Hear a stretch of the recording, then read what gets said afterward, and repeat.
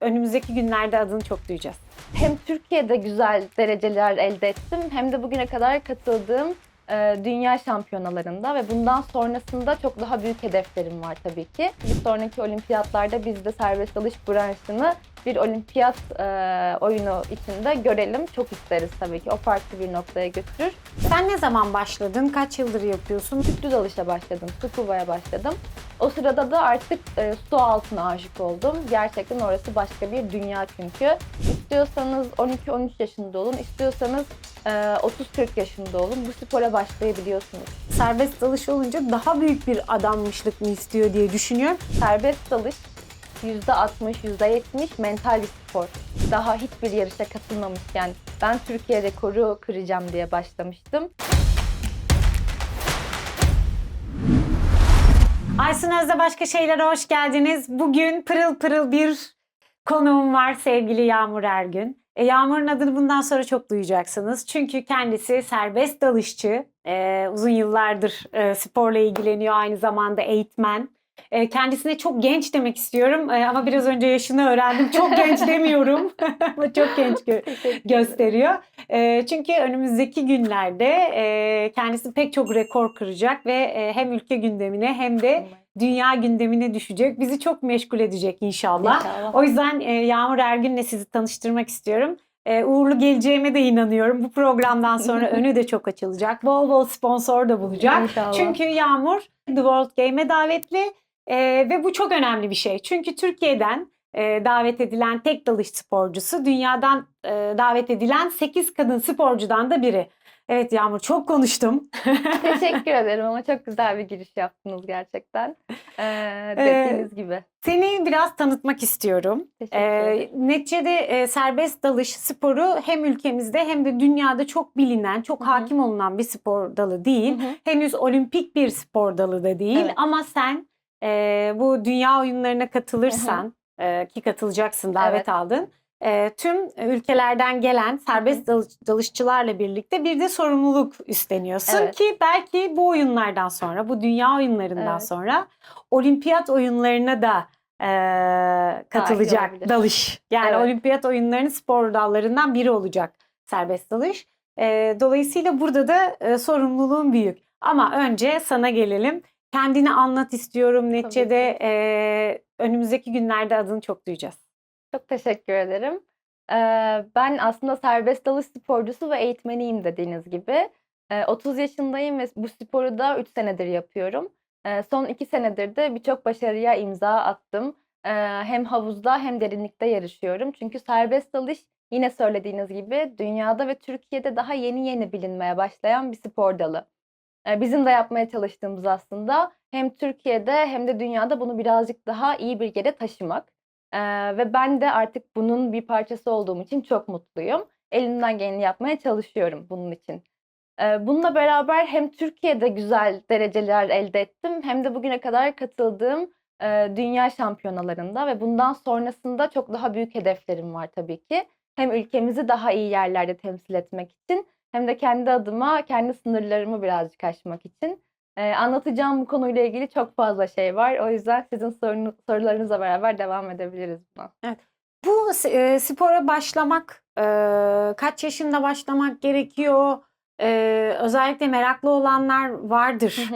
Neticede daha önce bizim o alanda rekorlar kırmış. Tabii ki. Ki senin de zaten Şahika ile aynı rekora sahipsin. Böyle aslında biraz bildiğimiz ama hakim olmadığımızda Evet. bir Çok spor. normal. Tabii ki.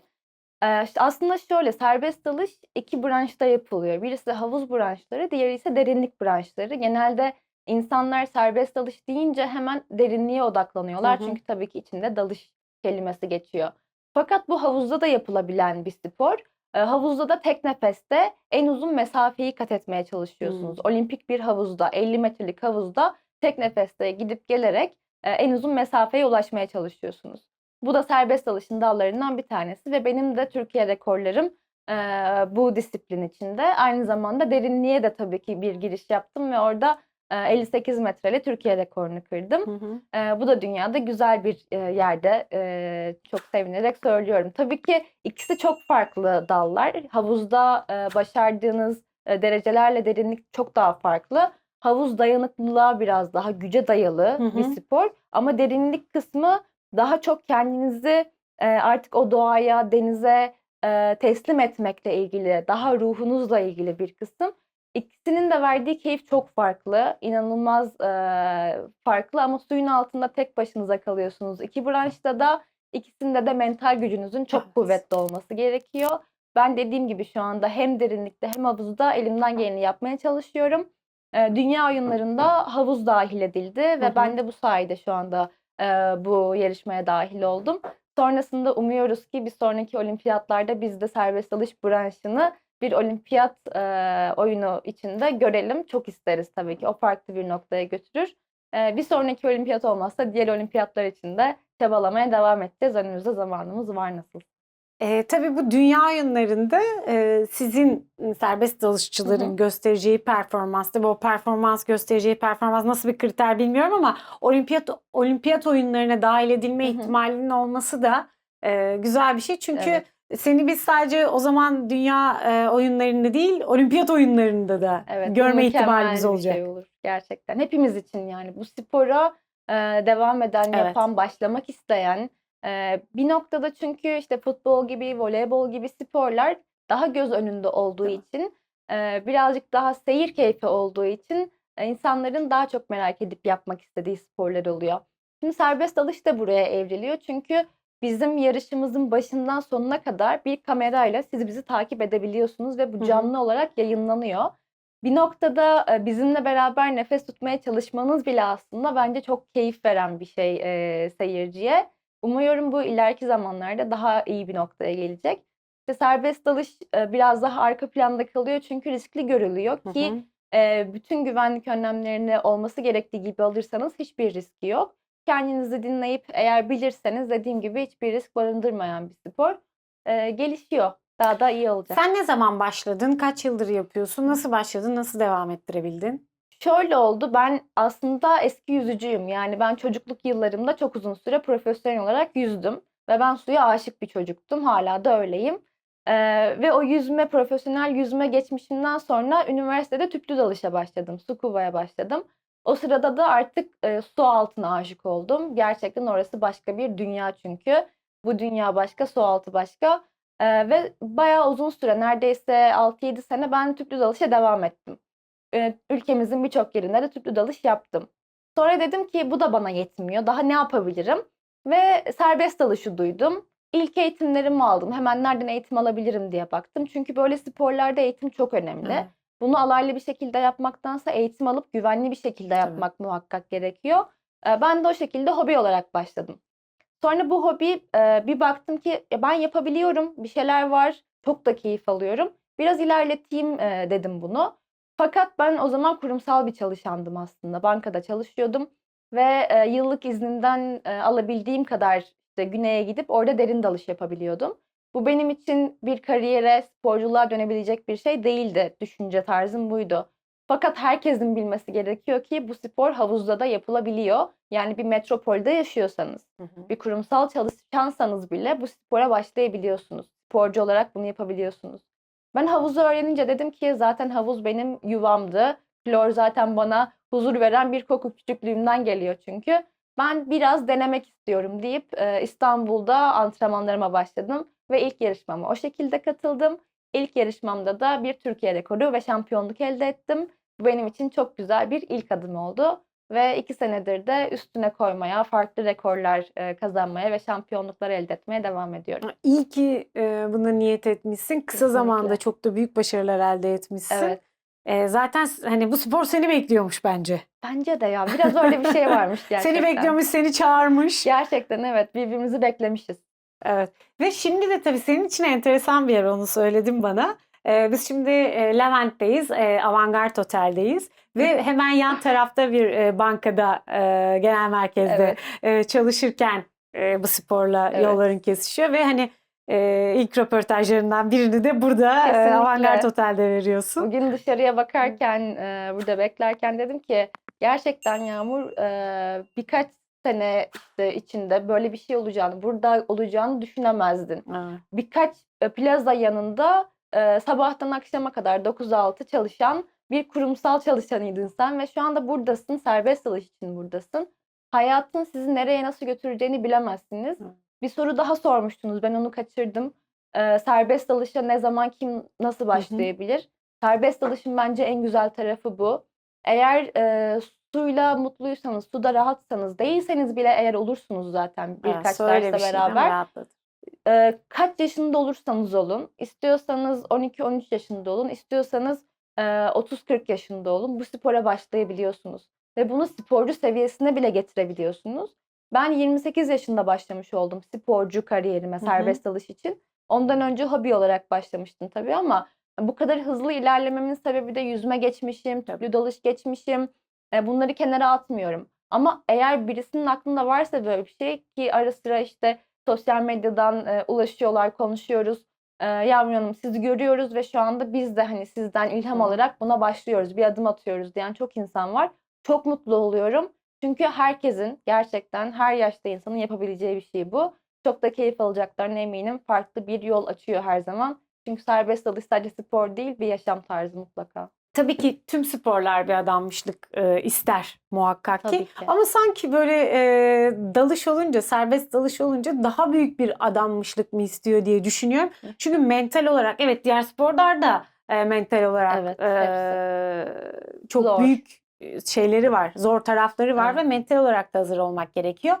Ne dersin? Hani bunun motivasyonu Çok güzel bir soru daha oldu. başka sanki. Şöyle, serbest dalış %60, %70 mental bir spor. Evet. Ve geri kalanı Yüzdesi fiziksel. fazla değil mi mental Kesinlikle tarafının? yüzdesi fazla. Kesinlikle yüzdesi fazla. Bunu söylememin sebebi de şu. Serbest dalışı biz nefesimizi tutarak yapıyoruz. Yani aslında doğamıza aykırı bir hareket, davranış bu. Ve bize vücudumuz diyor ki nefes tutmayı niye bıraktın? Hop bir dakika, hemen alman lazım. Öleceğiz, bir şey olacak. Alarm veriyor çünkü. Ve sizin beyninize, vücudunuza onu öyle güzel öğretmeniz, öyle güzel anlatmanız gerekiyor ki hayır, merak etme, kontrol bende, sakin ol. Evet. Ben bunu şu an istediğim için yapıyorum. Şu anda sadece kendi içine dönüp huzur bul ve devam et dalmaya, dalışına. İster derinlikte, ister havuzda. Bu beyinle, vücutla kavga değil de bir anlaşmaya gitmesi gereken bir spor. Hırs barındırmaması gereken bir spor. Kendinizle, kendi iç dünyanızla çok barışık olmanız gereken bir spor. Diğer sporlardan dediğiniz gibi ayıran nokta bence burası, serbest dalışı. En güçlü olduğunuz yerde mentaliniz olması gerekiyor her zaman. Ben şuna karar verdim şu anda. Bence hepimiz serbest dalış yapmalı. Tüm insanların yapması gerekiyor. Bence Çünkü de. hepimizin buna ihtiyacı var. Yani Kesinlikle. o kendimize teslim olma, kendimizle baş başa kalma ve kendi gücümüzün farkına varmaya hepimizin ihtiyacı var diye Nefesimize düşünüyorum. teşekkür etmeye, Evet. nefesimizin değerini bilmeye. Evet. Çünkü nefesimizle aslında ayaktayız ve çok sağlıklı yaşıyoruz. Bunun gerçekten şu aldığımız, bugün şu an aldığımız nefesin bile ne kadar değerli olduğunu anlamak. Hep diyorlar ya anda kalmak. Anda kalmak meditasyonla oluyor diyorlar. Herkesin kendi Tekniği yöntemi var. var bunun için. Ama serbest dalış, bu yüzden söylüyorum, sadece spor değil bir yaşam tarzı diye ve farklı bir yol açıyor herkese diye bunu sağlıyor bize. Ve bence de herkesin deneyimlemesi gerekiyor bunu spor olarak, bir hobi olarak. Tamam, sen madem eğitim de veriyorsun, ben geleceğim sana. Anlaştık, mükemmel. Deneyimlemek istiyorum. Belki Kesinlikle. devam ettiremeyebilirim ama Çok keyif şu alacağımıza eminim. anlattıkların beni çok cezbetti. Dolayısıyla gelip bir kere hani orada Tamam, ne söz. yapabiliyorum ben suyun altında Söz. merak ediyorum. Tabii ki. Çok Gerçekten. güzel olur. Bir de şu aklıma geldi sen bunları anlatırken. Şimdiye kadar dalış deyince, serbest dalış deyince benim aklıma hep kadın sporcular geliyor senin gibi. Dolayısıyla bu sporu niye özellikle kadınlar tercih ediyor ve daha çok da kadınlar ön plana çıkarıp bunu çocuklara, gençlere bu spor yapılabilir bir spor ve çok da böyle iyi tarafları da var diyorlar. Şimdi bence birkaç tarafı var bunun bakabileceğimiz. Bunu düşünmedim daha önce ama hemen aklımda böyle canlanan birkaç sebep var. Birincisi, bu bireysel bir spor. Ve bireysel bir spor olduğu için Özellikle dünyada, ülkemizde bu çok güzel bir şey tabii ki. Kadın sporcular daha ön plana çıkabiliyor. Tabii ki bunu yapan erkek sporcularımız da var. Hem dünyada hem Hı hı. Türkiye'de. Fakat şu an dünya sıralamaları içinde kadın sporcularımız serbest dalış konusunda çok daha önde. Bu çok güzel bir şey. Aslında pek çok spor dalında kadın sporcularımız önde. Bunu da Kesinlikle, gururlanarak söyleyeyim. kesinlikle. Şu an serbest dalış özelinde konuştuğumuz için böyle Yo, yo, söyledim. öyle. Aynen. Ama kadın sporcularımız çok başarılı ve Evet. ben de bununla gurur duyuyorum. Bir sürü madalyalar gördük, bir sürü dünya şampiyonlukları. Umarım hep böyle devam eder ve katlanarak devam eder. Eee, birincisi bu. İkincisi bizde sanırım kadınlarda biraz daha sabır, öğretme Hı isteği, hı. biraz daha işte el uzatma isteği büyük ihtimalle anaçlıktan kaynaklı bir adım önde yine ve bu sebeple daha çok öğretmek, işte bu sporun içine çekmek, her yine spor için konuşalım bunu ama kadınlarda daha fazla bana kalırsa. Dünyada da bir noktada şu an erkek sporcuların derinlikleri daha fazla Hı hı. aslında. Yani erkek sporcular 140 metrelere dalabilirken derinlikten bahsediyorum. Hı hı. Kadın sporcular şu an 127 metrelerde, 130 metrelerde Hı diyebiliriz. hı. Bu tabii ki fiziksel güçle alakalı Tabii. birazcık daha. Fakat ne olursa olsun biz kadınları her zaman gittiğimiz yeri çiçeklendiriyoruz, tohumlar ekmeye çalışıyoruz. Muhtemelen bu sebeple biraz daha göz önündeyiz diye düşünüyorum. Evet. Bundan sonra evet, dünya oyunlarına Hı hı. katılacaksın. Bundan sonraki hedefler, madalyalar, şampiyonluklar neler var şimdi? Neleri hayal Beni çok ediyorsun? heyecanlandırıyor bu kısım. Çok büyük hayallerim var. Çünkü ben serbest dalışa ilk adım atarken daha hiçbir yarışa katılmamışken ben Türkiye rekoru kıracağım diye başlamıştım. Şükür bunu elde ettim ve dahasını da üstüne kattım. Şimdi ilk hedefim tabii ki dünya oyunlarının final serisinde ülkemi çok iyi bir şekilde temsil etmek istiyorum elimden geldiğince. Ve daha sonra dünya şampiyonasında da madalyayla ülkeme dönüp umuyorum ki dünya rekoru, dünya şampiyonlukları getirmek istiyorum. Şu an ilk hedefim, en büyük hayalim ve bunun için çalışıyorum. Sabah akşam sürekli antrenmandayım ve kafamda dönen en büyük istek ve hayal bu gerçekten. Umarım o günleri beraber görürüz ve büyük bir neşeyle kutlarız diye düşünüyorum. Evet, buna eminim. Teşekkür ederim. Son olarak da o zaman şeyi sorayım. Kolay değil tabii tüm bu hayalleri kurmak. Bunun yatırımını yapıyorsun öncelikle. Tabii ki. Günde kaç saat antrenman yapıyorsun? Antrenmanlarımız sadece havuzda Hı olmuyor. hı. Kare antrenmanı, havuz antrenmanı, nefes antrenmanlarımız hepsi farklı aslında. Ben sizden önce bir antrenmandaydım, sonra geldim, sonra tekrar antrenmana Evet. gideceğim. Yani günün aslında neredeyse büyük ihtimalle yarısı en azından 6-7 saate antrenmana gidiyor. Normal bir akışta başka bir şey çıkmazsa bunun yanında nefes antrenmanlarım oluyor. Onları yapmaya çalışıyorum. Çok emek veriyorum. Gerçekten çok emek veriyorum ve bu emeği verirken de mutlu bir şekilde veriyorum bunu. Çünkü mutlu olduğum, spor içinde mutlu olduğum halde yapıyorum.